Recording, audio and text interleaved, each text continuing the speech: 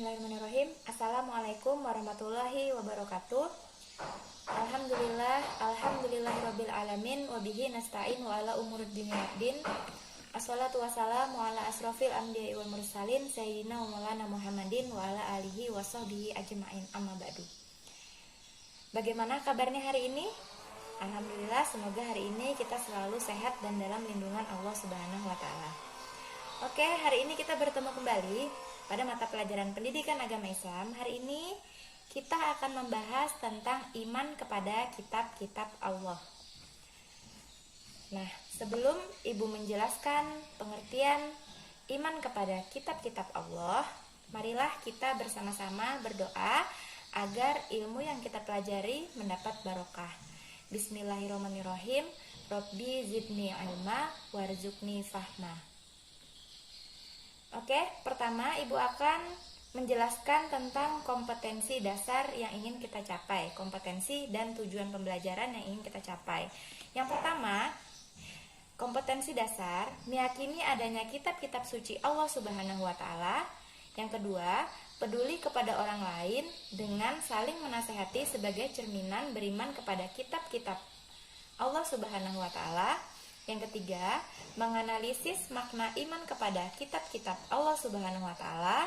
Yang keempat, menyajikan keterkaitan antara beriman kepada kitab-kitab suci Allah dengan perilaku kehidupan kita sehari-hari. Adapun tujuan pembelajaran kita hari ini, setelah kita mengikuti proses pembelajaran, yang pertama yaitu kita dapat meyakini adanya kitab-kitab suci Allah Subhanahu wa taala. Yang kedua, peduli kepada orang lain dengan saling menasehati sebagai cerminan beriman kepada kitab-kitab Allah Subhanahu wa taala. Yang ketiga, mengimplementasikan perilaku iman kepada kitab-kitab Allah dalam kehidupan kita sehari-hari. Yang keempat, menjelaskan makna iman kepada kitab-kitab Allah Subhanahu wa taala. Yang kelima, menjelaskan kandungan dalil nakli tentang iman kepada kitab-kitab Allah Subhanahu wa taala. Yang keenam, mengidentifikasi kandungan ciri-ciri orang yang beriman kepada kitab-kitab Allah Subhanahu wa taala. Yang ketujuh, menunjukkan perilaku yang mencerminkan iman kepada kitab-kitab Allah. Yang kedelapan, mengidentifikasi hikmah dan manfaat beriman kepada kitab-kitab suci. Yang kesembilan, menyajikan paparan tentang makna, tanda-tanda, hikmah, dan manfaat beriman kepada kitab-kitab Allah Subhanahu wa taala. Dan yang terakhir yaitu menyajikan paparan keterkaitan antara beriman kepada kitab-kitab suci Allah Subhanahu wa taala dengan perilaku peduli kepada orang lain dan saling menasehati. Selanjutnya, yang pertama kita akan membahas tentang pengertian iman kepada kitab-kitab Allah. Pengertian iman menurut bahasa adalah percaya dan membenarkan. Iman menurut istilah adalah kepercayaan yang diyakini kebenarannya dalam hati, ucapkan dengan lisan, dan diamalkan dengan perbuatan. Pengertian iman kepada kitab-kitab Allah adalah meyakini dengan sepenuh hati bahwa kitab-kitab itu benar-benar wahyu yang diturunkannya kepada para rasul, tidak diragukan kebenaran isinya, agar menjadi pedoman hidup bagi umatnya. Iman kepada kitab-kitab Allah termasuk dalam rukun iman yang ketiga. Sebagaimana di dalam surah An-Nisa ayat 136 yang berbunyi, A'udzubillahi minasyaitonirrajim, Bismillahirrahmanirrahim. Ya ayyuhallazina amanu aminu billah wa rasulih wal kitabil ladzi nazzala ala rasulih wal kitabil ladzi anzala min qabl wa may yakfur billahi wal malaikati wa kutubi wa rusuli wal yaumil akhir faqad dhalla ba'ida. Yang artinya, wahai orang-orang yang beriman, tetaplah beriman kepada Allah dan Rasulnya dan kepada kitab-kitab yang Allah turunkan kepada Rasulnya serta kitab yang Allah turunkan sebelumnya. Barang siapa yang kafir kepada Allah, malaikat-malaikatnya, kitab-kitabnya, rasul-rasulnya, dan hari kemudian, maka sesungguhnya orang itu telah sesat sejauh-jauhnya. Selanjutnya, Di dalam Al-Quran ya disebutkan bahwa ada 4 kitab yang diturunkan Allah kepada Nabi. Yang pertama yaitu kitab Taurat. Kitab Taurat itu berasal dari bahasa Ibrani. Kitab Taurat adalah salah satu kitab suci yang diwahyukan Allah Subhanahu wa taala kepada Nabi Musa. Nabi Musa alaihissalam. Kitab Taurat menjadi petunjuk dan bimbingan bagi Bani Israel. Isi pokok ajaran kitab Taurat berisi 10 ajaran pokok. Yang pertama yaitu tiada Tuhan selain Allah Subhanahu wa taala. Yang kedua, jangan menyembah berhala. Yang ketiga, jangan mempersekutukan Allah Subhanahu wa taala. Yang keempat, sucikan hari Sabtu. Yang kelima, hormati kedua orang tuamu. Yang keenam, jangan membunuh. Yang ketujuh, jangan berzina. Yang kedelapan, jangan mencuri. Yang kesembilan, jangan bersumpah palsu. Dan yang terakhir, jangan menginginkan milik orang lain. Selanjutnya, kitab yang kedua yang diturunkan Allah yaitu kitab Zabur. Kitab Zabur diturunkan Allah kepada Nabi Daud alaihissalam. Dalam bahasa Ibrani, istilah Zabur berasal dari kata zimara yang berarti lagu atau musik. Merupakan pengembangan dari kata zamar yang artinya nyanyi, nyanyi-nyanyian atau pujian.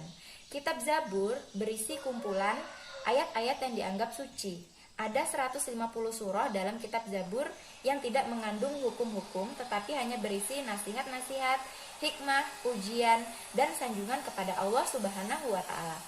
Secara garis besar, nyanyian rohani yang disenandungkan oleh Nabi Daud alaihissalam dalam kitab Zabur terdiri atas 5 macam. Yang pertama, nyanyian untuk memuji Tuhan. Yang kedua, nyanyian perorangan sebagai ucapan rasa syukur. Yang ketiga, ratapan-ratapan jamaah. Yang keempat, ratapan dan doa-doa individu. Dan yang terakhir yaitu nyanyian untuk raja. Kitab yang ketiga yaitu kitab Injil. Kitab Injil diturunkan Allah kepada Nabi Isa alaihissalam.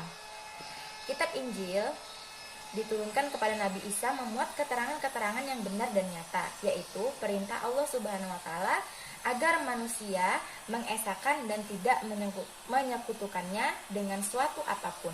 Dalam kitab Injil terdapat pula keterangan mengenai akan lahiran Nabi yang terakhir sebagai Nabi penutup, yaitu Nabi Muhammad SAW. Yang terakhir yaitu kitab suci Al-Quran diturunkan kepada Nabi Muhammad SAW.